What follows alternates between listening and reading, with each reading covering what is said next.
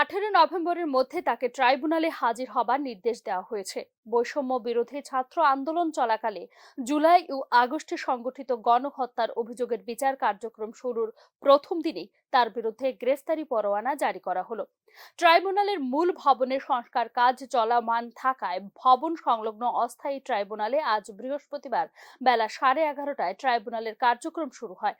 এক পর্যায়ে ট্রাইব্যুনালের চেয়ারম্যান বিচারপতি মোহাম্মদ গোলাম মোর্তজা মজুমদার সহ অপর দুই বিচারকের সমন্বয়ে গঠিত আন্তর্জাতিক অপরাধ ট্রাইব্যুনাল শেখ হাসিনার বিরুদ্ধে গ্রেপ্তারি পরোয়ানা জারির আবেদন করেন chief prosecutor advocate Mohammad Tajul ইসলাম।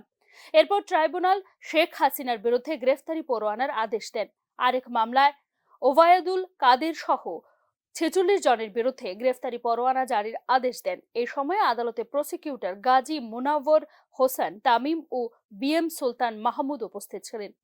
বাংলাদেশে 71-এ মানবতা বিরোধী অপরাধে অভিযুক্তদের বিচারের মুখোমুখি করতে 2010 সালে তৎকালীন আওয়ামী লীগ সরকার আন্তর্জাতিক অপরাধ ট্রাইব্যুনাল গঠন করে। সেই সময় ট্রাইব্যুনাল জামায়াত বিএনপির বেশ কয়েকজন নেতার বিরুদ্ধে দণ্ড ঘোষণা করে এবং তা কার্যকর হয়।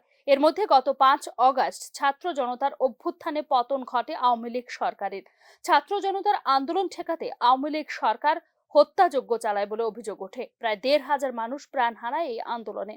হাসিনা সরকারের 15 বছরের শাসনের অবসানের পর নোবেল জয়ী ডক্টর মোহাম্মদ ইউনূসের নেতৃত্বে অন্তর্বর্তীকালীন সরকার দেশ পরিচালনার দায়িত্ব নিলে জুলাই আগস্টের গণহত্যার বিচার করার সিদ্ধান্ত হয়।